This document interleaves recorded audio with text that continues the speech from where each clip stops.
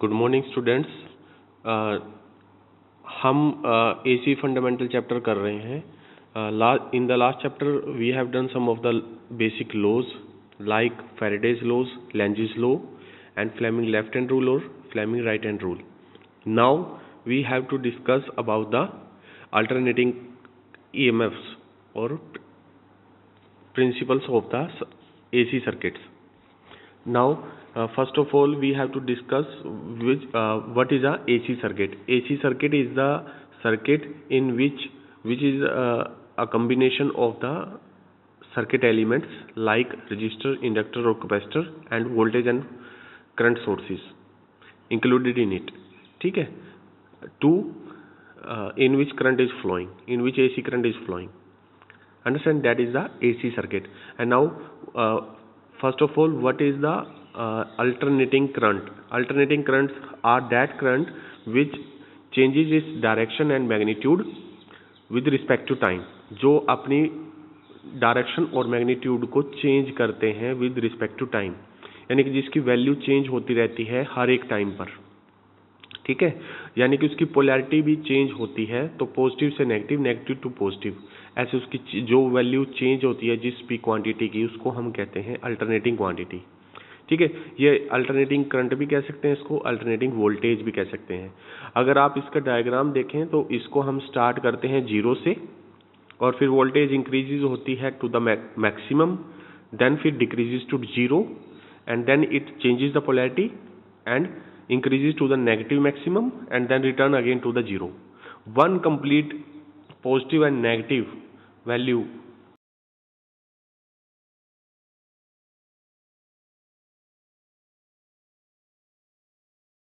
करती है अपने आप को एट रेगुलर इंटरवल्स, एक फिक्स टाइम में अपने आप को जो रिपीट करती है, सेम वेव आती है हर एक पर्टिकुलर टाइम पर, उस वेव फॉर्म को हम कहते हैं पीरियोडिक वेव फॉर्म. ठीक है, अंडरस्टैंड.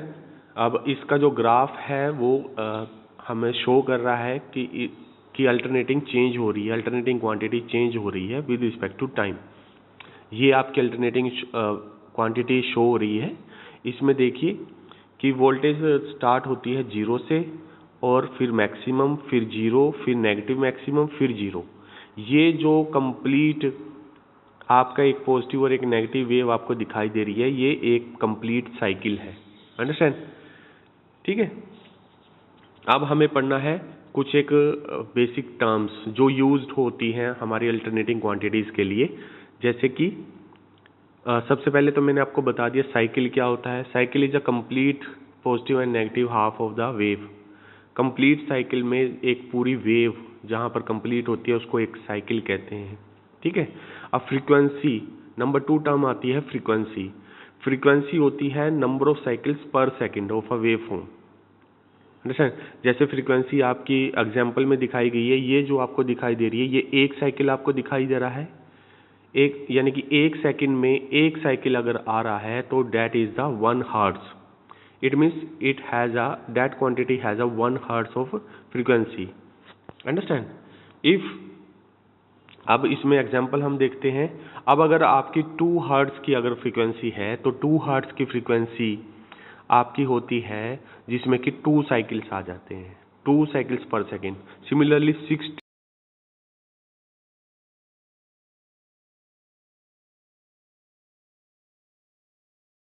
की फ्रीक्वेंसी यूज होती है, तो 50 हर्ट्ज की फ्रीक्वेंसी का मतलब है 50 साइकिल्स पर सेकेंड. एक सेकंड में ऐसे 50 साइकिल्स आते हैं एक सेकंड के अंदर, उतनी फ्रीक्वेंसी होती है आपकी 50 हर्ट्ज. ठीक है. अब उसके बाद आता है टाइम पीरियड. अब time period is the time which is required to complete 1 cycle. एक साइकिल को कंप्लीट होने में जितना टाइम लगता है उस पीरियड को हम कहते हैं टाइम पीरियड. उस टाइम को हम कहते हैं टाइम पीरियड. ओके. फिर आती है आपकी amplitude. Next term is amplitude. तो amplitude is the of a sine wave is the distance from its average to its peak. Amplitude is the, यानी कि बेसिकली जो वेव में आपका मैक्सिमम जो वैल्यू है, जितना मैग्नीट्यूड है मैक्सिमम, जितने पर वो मैक्सिमम वैल्यू पर जाती है तो उसको हम एम्पलीट्यूड कहते हैं। ठीक है, अब फिर है आपका peak to peak value. Peak to peak value is that voltage और quantity between this is the full voltage between positive and negative peaks of the waveform and it is the sum of the magnitude of the positive and negative peak। Positive और negative peak दोनों को मिलाकर जो value बनती है उसे हम कहते हैं पीक टू पीक वोल्टेज। अब फिर आती है आपकी peak value. Peak value of a voltage और current is its maximum value with respect to zero. Zero से लेकर जो मैक्सिमम वैल्यू है उसे हम कहते हैं पीक वैल्यू। फिर आती है instantaneous value. Instantaneous values are the values of the alternating quantities at any instant of time and they are represented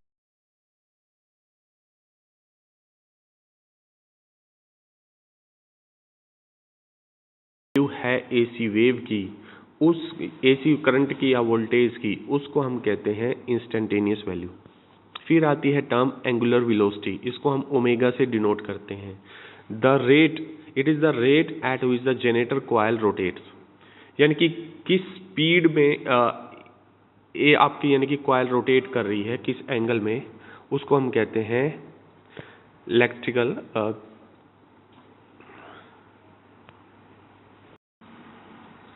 and यानी for example if the coil rotates through an angle of 30 degree in 1 second, for example it's angular velocity is 30 degree पर second, understand. और इन mathematically इसकी जो value होती है अब हम radiance और डिग्री में निकालते हैं and radians and degrees are related by the identity 2 pi radian is equal to 360 degree होता है। ये हमें वैल्यू याद रखनी है। अब हमें कन्वर्ट, अब हमारे पास क्वेश्चन आ सकता है कि डिग्री को रेडियन में कैसे चेंज करते हैं। अगर आपको डिग्री को रेडियन में चेंज करना है तब आपको पाई 180 बाई 180 से मल्टीप्लाई करना पड़ेगा। 180 बाई पाई से हमें मल्टीप्लाई करनी पड़ेगी वैल्यू, ठीक है ना। सिमिलरली जब आपको कन्वर्ट करना है रेडियन टू डिग्री में, देन आपको पाई बाई 180 से मल्टीप्लाई करना पड़ेगा, जैसे कि ये एग्जांपल यहाँ पर शो हो रहा है, ठीक है। यहाँ पर अब हमारे पास हमें रेडियन को डिग्री में चेंज करना है, then we have to multiply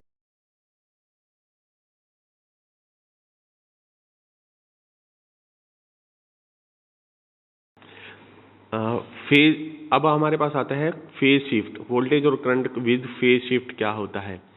basically if the sine wave does not pass through zero at t equal to zero, it has a phase shift, यानी कि अगर वो जीरो से पास नहीं होती तो ये इसका ये मतलब है कि there is a phase shift, voltage और करंट आपस में।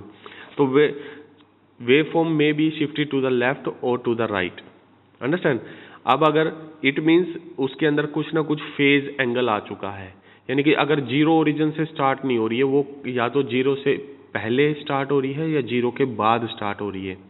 इट मीन्स अगर वो पहले if it is shifted to the right side, then हम उसकी वैल्यू लिखते हैं Vm sine omega T plus theta. अगर वो लेफ्ट साइड में होती है देन हम लिखते हैं ओमेगा टी प्लस थीटा। अगर वो राइट साइड में है देन हम लिखते हैं ओमेगा टी माइनस थीटा, ठीक है। अब फेज डिफरेंस क्या होता है, ये भी एक टर्म है जो आपको याद रखनी है। When two alternating quantities with same frequency have different zeros and maximum values, जिसकी जीरो और मैक्सिमम वैल्यू अलग अलग पॉइंट पर हो किन्हीं टू वेव्स की, तो हम ये कहेंगे कि these two waves have some phase difference, understand. अब जैसे कि ये वेव आपको दिखाई दे रही है, यहाँ पर इस वेव में ये दो वोल्टेज और एक करंट आपको दिखाई दे रहा है। वोल्टेज की वेव आपकी देखिए, आपकी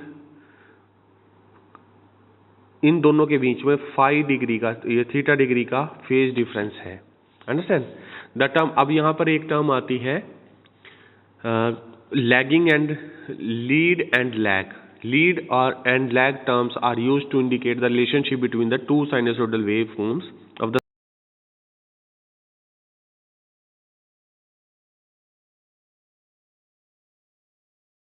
wave, जिसका जीरो बाद में आता है उसकी वैल्यू वो पीछे होती है, यानी कि जो आगे होती है उसे हम कहेंगे लीडिंग फेज और जो पीछे होता है उसे हम कहते हैं लैगिंग फेज। यहाँ पर voltage is leading and current is lagging, understand, जो ये आपको वेव दिखाई दे रही है, ठीक है। फिर उसके बाद आती है आपकी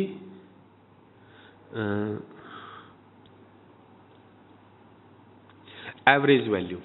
फिर हमें साइनसोइडल वेव्स की एवरेज वैल्यू निकालनी है। To find the average value of the wave form हम क्या करते हैं, divide the area under the wave form by the length of its base. हम एरिया को, उस वेव का एरिया निकालते हैं और उसको डिवाइड करते हैं bye the length of its base. उसकी लेंथ, उसके बेस क्या है, उसकी लेंथ से। तो एवरेज वैल्यूज और also called the DC values, ठीक है, ये डीसी वैल्यूज होती हैं। In general average value is given by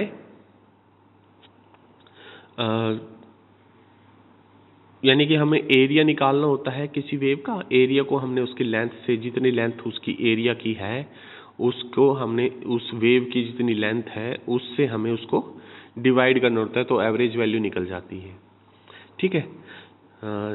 जैसे कि यहाँ पर इसका एरिया है, हमने एरिया निकाल लिया, मान लीजिए कि AM और इसकी लेंथ है पाई, तो AM/पाई is your average value, understand. अब similarly effective value, an effective value is an equivalent DC value, it tells you how many volt or ampere of DC that a time varying waveform is equal to in terms of its ability to produce average power, ठीक है।